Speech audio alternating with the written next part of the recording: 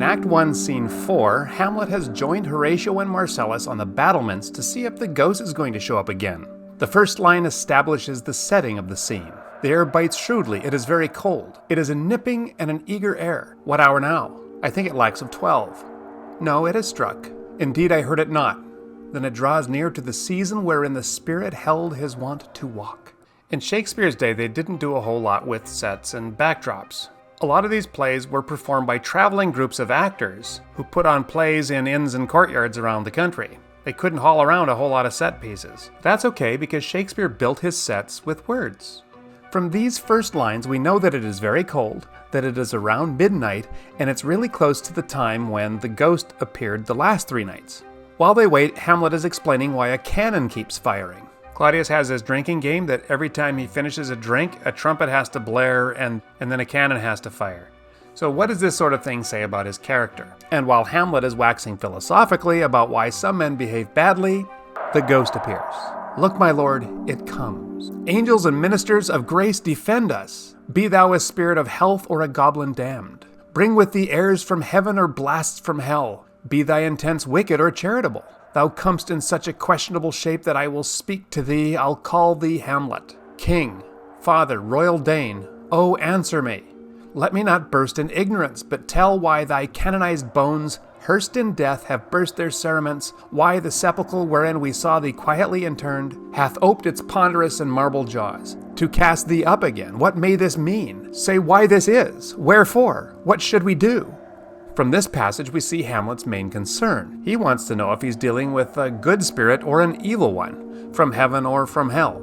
And he wants to know the purpose of the ghost's visitations. The ghost says nothing, but beckons Hamlet to follow it. Hamlet is inclined to do so, but his friends are against it. Horatio expresses his concern. What if it tempt you toward the flood, my lord, or to the dreadful summit of the cliff, that beetles o'er his base into the sea, and there assume some other horrible form which might deprive your sovereignty of reason and draw you into madness? Think of it. Horatio's last point is important here. It was believed that if you talked to a ghost, there was a good chance that you would go insane. So Horatio implores him not to go. Hamlet is going to follow this ghost and no one is going to stop him. He threatens to make a ghost of him that lets me, by which he means doesn't let me, and he runs off with the ghost.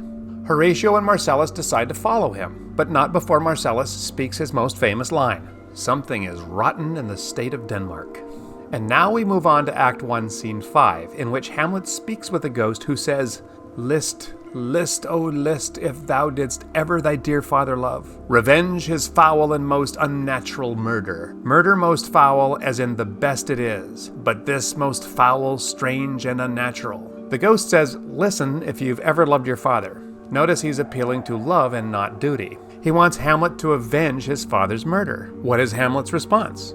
He says, "Haste me to know it, that I with wings as swift as meditation or the thoughts of love may sweep to my revenge." He says, "Tell me quick who did it so that I can kill them really, really fast." Okay, there's a lot of irony in this response. Let's look at the simile. I will murder as fast as pious meditation and loving thoughts. I have no argument that these are fast, but they're not usually associated with vengeful murder. Another super ironic thing is that Hamlet says the murderer is going to be dead in about 20 minutes. But this isn't going to happen, and that's no spoiler. If it was going to happen now, this would be a 1-act play, and it's not. 5 acts. Hamlet's defining feature is that he thinks about everything very carefully, and he gives wonderful soliloquies, but he's not really a man of action. The ghost explains how he died. "Now, Hamlet, hear. 'Tis given out that sleeping in my orchard a serpent stung me. So the whole ear of Denmark is by a forged process of my death rankly abused. But know, thou noble youth, the serpent that did sting thy father's life now wears his crown."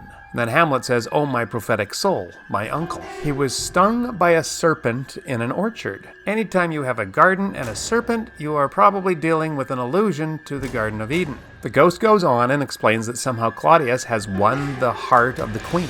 And then he comes to the description of the actual murder. "Brief let me be. Sleeping within my orchard, my custom always of the afternoon, upon my secure hour thy uncle stole, with juice of cursed Hebanon in a vial. And in the porches of mine ear did pour the leprous distilment, whose effect shows such an enmity with blood of man, that swift as quicksilver it courses through the natural gates and alleys of the body. And with a sudden vigour doth pause it, and curd like eager droppings into milk, the thin and wholesome blood, so did mine. In a nutshell, Claudius poured poison into his ear while he was sleeping. Apparently the bloodstream could be quickly accessed through the ear. The point of all this is that Shakespeare wanted the king to have a fairly unique way to die. The reason for this you'll see later. Thus was I sleeping by a brother's hand, of life, of crown, of queen at once dispatched, cut off even in the blossom of my sin, unhouselled, disappointed, unanelled, no reckoning made, but sent to my account with all my imperfections on my head. Oh horrible, most horrible. Importantly, the king died without having confessed his sins. If you die confessed and purified, you get to heaven fairly quickly. But if you have all these sins hanging off you, they need to be burned away first before you can enter God's presence. This is a hellish experience and can last a really, really long time.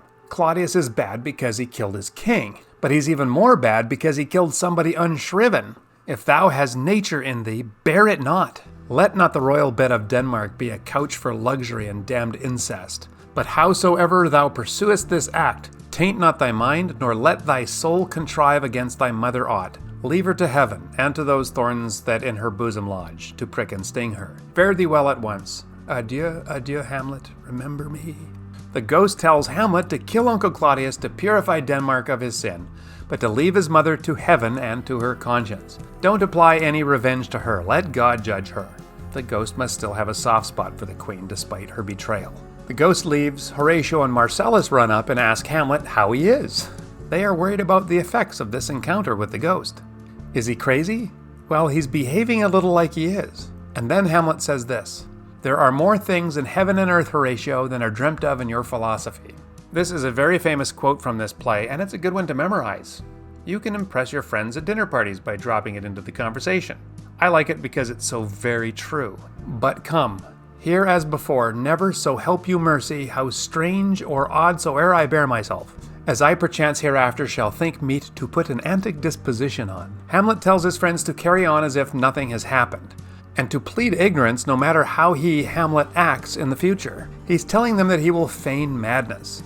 That's what he means by, I shall put an antic disposition on. And he makes them swear to it on his sword with a little help from the ghost. The scene then closes with a couplet containing the same sentiment that will be echoed by Frodo Baggins over 300 years later.